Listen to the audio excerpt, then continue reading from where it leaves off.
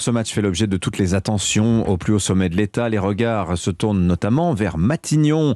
Elisabeth Borne est apparue très en retrait dans ce dossier 2 semaines après sa nomination. La première ministre reste étonnamment discrète. Et son silence en pleine polémique sur les incidents du Stade de France n'est pas passé inaperçu. Et plus globalement, son absence sur le terrain interroge les cadres de la Macronie.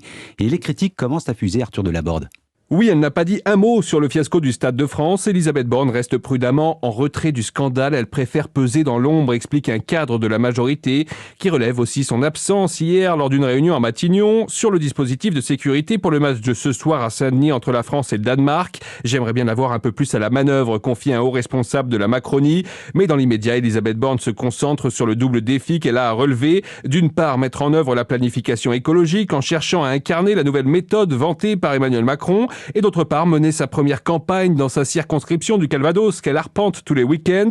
Chez ses ministres, on entend 2 sons de cloche très différents. Certains louent son management très direct, d'autres ne cachent pas un certain sentiment de flottement. Elle se révélera après les législatives, prédit un député qui l'a décrit comme un bulldozer pour mettre en place les réformes, doutant de sa capacité à prendre de l'épaisseur. Un conseiller de l'Élysée l'imagine en revanche faire ses cartons après les élections. Arthur Delaborde du service politique d'Europe